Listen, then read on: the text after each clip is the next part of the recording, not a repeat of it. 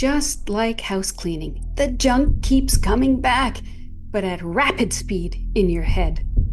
You can't just do a spring cleaning of the mind and think you're done, that it'll last. Not for a month, not a day, not even for a moment. So what do? Research shows that a heavily loaded mind makes it harder to concentrate and make decisions. It's stressful, and it can lead to burnout or depression.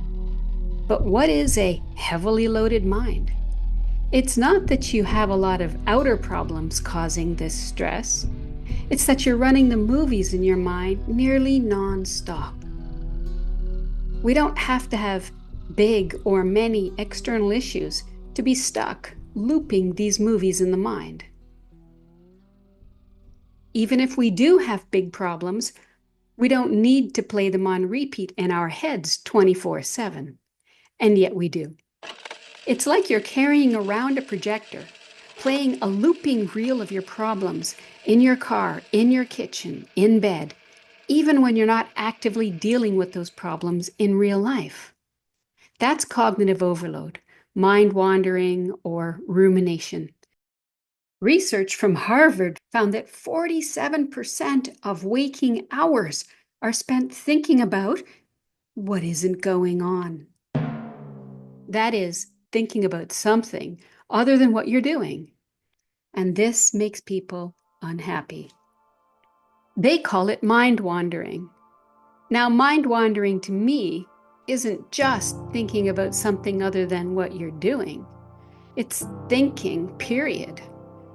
For the most part, we don't need to be thinking anywhere near the amount of thinking that we're doing. In the Harvard Gazette, Matthew Killingsworth said, "Mind wandering is an excellent predictor of people's happiness.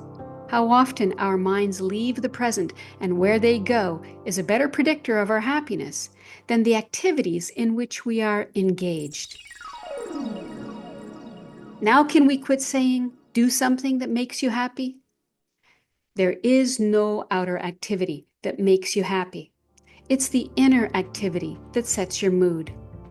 The Gazette continues, "Many philosophical and religious traditions teach that happiness is to be found by living in the moment. These traditions suggest that a wandering mind is an unhappy mind. This research suggests they're right." Well, of course, humanity has known this for thousands of years. We didn't need modern research to know it. Individually, of course, you still need to do your own research.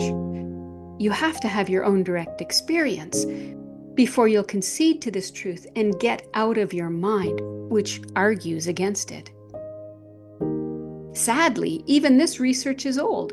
It's from 2010, 15 years ago, a year after I discovered it in my own experience.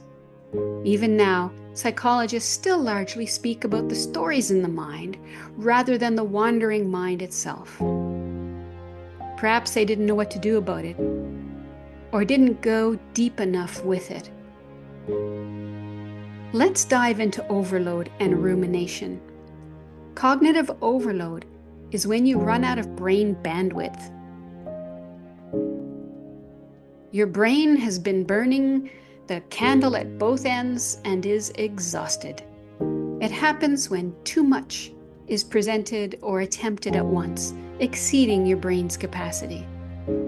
Rumination is a massive contributor to burnout, repeatedly thinking about, dwelling on, or obsessing over thoughts and feelings. If the mind's content is positive, you go on a high. If negative, you get stressed, anxious, and eventually depressed. Either way, your thoughts don't align with reality. Whether high or low, you're experiencing the imaginary. Ironically, people ruminating negatively don't do anything about the reality of the things they're mentally complaining about. They just sit around or lay around watching the movies in the mind. Positive thinking was once believed to be the antidote to ruminating, but it can become just another story. a denial, a bypass, a way of putting on an outer smile while your inner world is breaking down. It doesn't feel true. You can feel like a fraud, and everything gets worse. So we don't want toxic positivity, but we also don't want to spiral into painful rumination. So now what? Let's start here. It's not your outer life causing your inner chaos. It's the activity of unconscious thinking itself, the dreaming. That's what's distressful and harmful, and not useful in reality. Have you noticed that thinking itself doesn't actually do anything except stress or depress you? A thought can't clean your house, pick up papers, make phone calls, or do your taxes. Positive thinking doesn't do those things either. But if it motivates action, it might help. Only action will change actual problems. The problem with positive thinking is it's still thinking. We're still thinking while feeling bad. We're trying to force a good thought on a bad feeling. And when thoughts and feelings don't align, you won't believe the new thought. It's a vicious cycle. Psychologists say people in depressed moods interpret things more negatively and feel more hopeless. But nobody should ruminate, depressed or not, because it disconnects us from reality. And as a result, we can become depressed. Rumination is the cause of depression.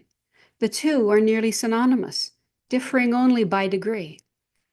Interpretation and rumination are both forms of dreaming. Rumination is the dreaming activity. Interpretation is dream content, the story perceived to exist, which does not.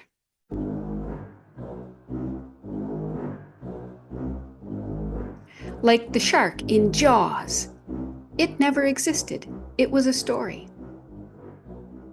The mind works like a book. There's a story and information, but it's stored. It's inactive until someone runs it.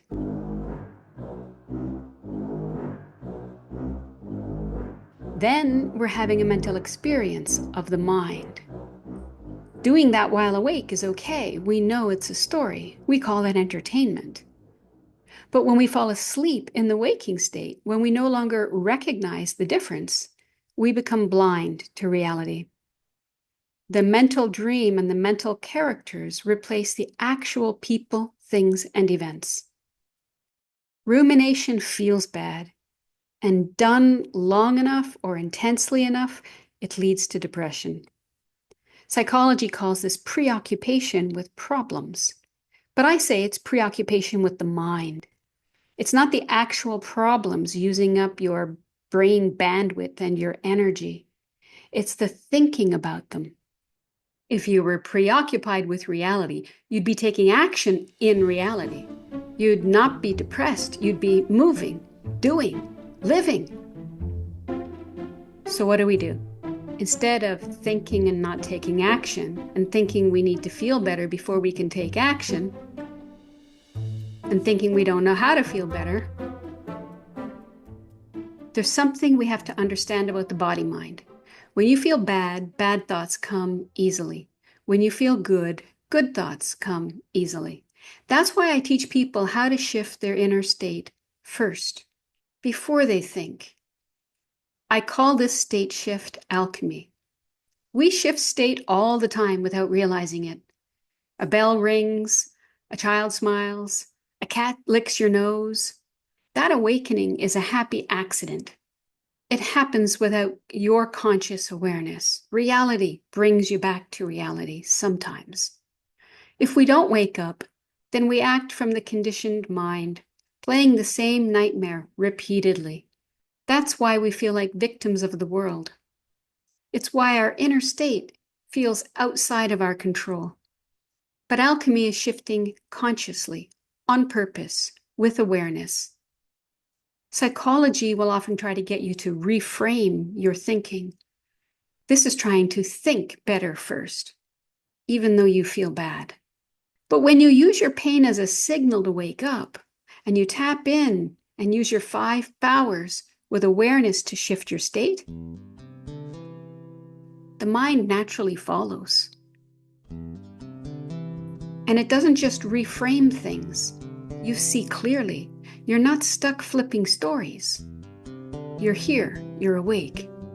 And what you see is kinder and sweeter than any story. Because reality isn't a story. It doesn't flip-flop. It doesn't shift on you like a dream. It's stable, simple, sane.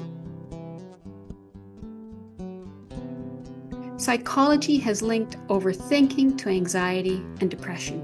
But what is overthinking? Is it having too many thoughts about one thing?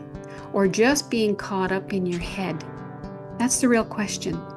The moment you realize it's about where your attention is and not the content in the mind, you've cracked it. You can find freedom from any thought or issue by noticing, am I in my head right now? You might even wonder, how long have I been here today? Oh, don't you wish there was an app for that? Like the one that shows you how long you were on your phone? Well, this is it. Because rumination isn't about the topic in the mind. It's about your attention in the mind. Is your attention in your head or in reality? And most importantly, are you doing it unconsciously? That is the crux of it all. Unconscious thinking. Not realizing that you're thinking.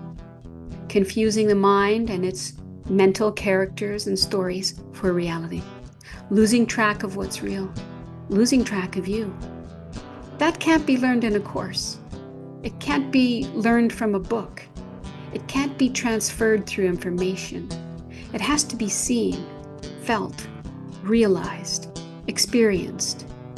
That's why I created the Reality Lover coaching community with weekly webinars, where we have real, live conversations that expose the movie in the mind, stop the dreaming, and trigger conscious awakening.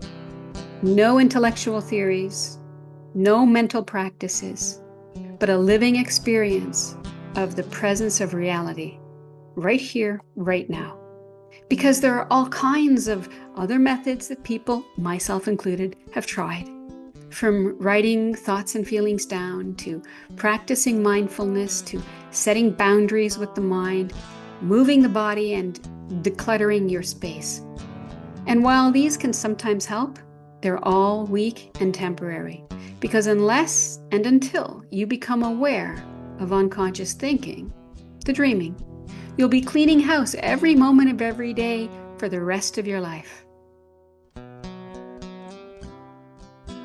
This is the human condition. It's what everyone is experiencing until it brings you to the point of finally realizing what's happening, of finally waking up. I'll be talking more about these and other methods and the traps that come with them in future episodes. Meanwhile, if you don't want to act out of the conditioned mind, but prefer waking up to reality, listen to my episode on Your Blind Spot, the Conditioned Mind. You can find it at mindblind.show/blindspot.